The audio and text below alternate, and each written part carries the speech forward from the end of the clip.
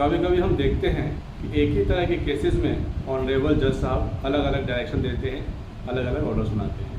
ऐसा ये केस है कि अगर कोई शादीशुदा पुरुष किसी व्यस्त महिला के साथ लिव इन रिलेशनशिप में रहता है तो वह अपराध होगा या नहीं। इसका जवाब इलाहाबाद हाई कोर्ट के डिवीजन बेंच ने 25 मार्च 2026 को दिए अपने आदेश में दिया था कि अगर कोई शादीशुदा पुरुष किसी व्यस्त महिला के साथ लिव इन रिलेशनशिप में रहता है तो इसमें कोई अपराध नहीं है, जिसका इन्फॉर्मेशन मैंने कल के वीडियो में शेयर किया था। आज भी ऐसे ही केस पर इलाहाबाद हाई कोर्ट के दूसरे बेंच के ऑर्डर के बारे में इंफॉर्मेशन शेयर करूंगा, जिसके बारे में डिटेल में जानने के लिए वीडियो को लास्ट तक देखें। मामला ऐसा था कि एक कपल जो कि अलग अलग पार्टनर से शादीशुदा थे पर वे लिव इन रिलेशनशिप में रहते थे, उन्होंने कोर्ट में रिट पिटीशन फाइल करके मैंडमस जारी करने की मांग की थी, जिसमें प्रतिवादियों को उनकी शांतिपूर्ण जिंदगी में दखल न देने और उन्हें सुरक्षा मुहैया कराने का निर्देश देने की बात कही गई थी। याचिकाकर्ताओं का कहना था कि वे पति पत्नी की तरह साथ रह रहे थे और उन्हें प्रतिवादियों से अपनी जान का खतरा महसूस हो रहा था। हालांकि राज्य सरकार ने इस याचिका का विरोध किया था। सरकार की ओर से यह तर्क दिया गया कि दोनों याचिकाकर्ता पहले से ही शादीशुदा है और उनका यह कदम जो है गैर कानूनी है, क्योंकि उन्होंने किसी सक्षम अदालत से तलाक का आदेश अभी तक हासिल नहीं किया है।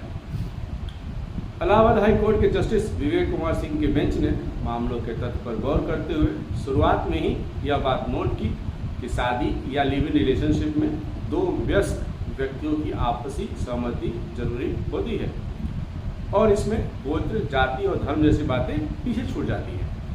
अदालत ने यह भी टिप्पणी की कि किसी दो भी, यहाँ तक कि माता पिता को भी, मतलब किसी को भी नहीं, यहाँ तक कि माता पिता को भी नहीं, दो व्यक्तियों की निजी जिंदगी में दखल देने का कोई अधिकार नहीं होता है।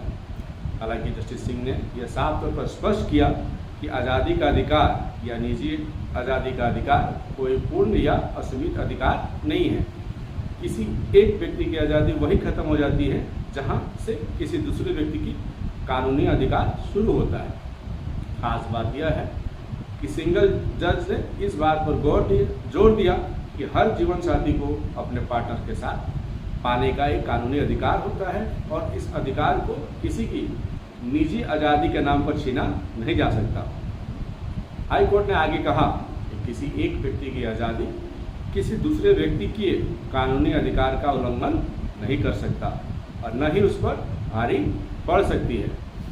बेंच ने आगे टिप्पणी करते हुए कहा कि अगर याचिकाकर्ता पहले से ही शादीशुदा है और उनका जीवन साथी जीवित है तो उन्हें अपने पहले जीवन साथी से तलाक लिए बिना किसी तीसरे व्यक्ति के साथ लिव इन रिलेशनशिप में रहने की कानूनी अनुमति नहीं दी जा सकती।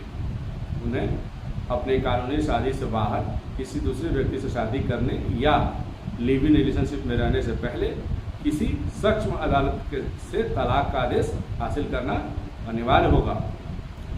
याचिकाकर्ताओं को राहत देने के सवाल पर बेंच ने टिप्पणी की कि मैंडमस तभी जारी किया जा सकता है जब याचिकाकर्ताओं के पास उस पक्ष से जिसके खिलाफ मैंडमस मांगा गया है किसी कानूनी कर्तव्य के पालन का कानूनी अधिकार हो और ऐसा अधिकार याचिका की तारीख को भी मौजूद होना चाहिए। कोर्ट उन याचिकाकर्ताओं को सुरक्षा देने के लिए मैंडमस की प्रकृति का कोई रिट आदेश या निर्देश जारी करने के पक्ष में नहीं है। कोर्ट ने यह टिप्पणी की कि कोई व्यक्ति जो पहले से शादीशुदा है और जिसका जीवन साथी जीवित है उसे अपने पहले जीवन साथी से तलाक लिए बिना किसी तीसरे व्यक्ति के साथ लिव इन रिलेशनशिप में रहने की कानूनी अनुमति नहीं दी जा सकती। इस प्रकार रिट जारी करने से इनकार करते हुए कोर्ट ने 20 मार्च 2026 को इस टिप्पणी के साथ याचिका का निपटारा कर दिया कि यदि याचिकाकर्ता के साथ कोई हिंसा होती है तो वो एक विस्तृत एप्लीकेशन के साथ में पुलिस अधीक्षक से संपर्क कर सकते हैं। अब इसमें दिलचस्प बात यह है कि इस सिंगल जज के आदेश के बिल्कुल उलट हाईकोर्ट की डिवीजन बेंच ने इस खास आदेश के पास होने के ठीक 5 दिन बाद यह टिप्पणी की कि अगर कोई शादीशुदा आदमी किसी एडल्ट के साथ उसकी मर्जी से लिव इन रिलेशनशिप में रहता है तो इसमें कोई अपराध नहीं है। मतलब एक आदेश आया 20 मार्च को, दूसरा आया 25 मार्च को। दोनों बेंचों के आदेशों को जानकर आपको क्या लगता है, तो अपनी राय कमेंट बॉक्स में जरूर बताएं। ऐसे ही इन्फॉर्मेटिव वीडियो के लिए बने रहिए मेरे साथ। मेरे वीडियो को लाइक करिए, शेयर करिए, चैनल को फॉलो एंड सब्सक्राइब करिए। धन्यवाद।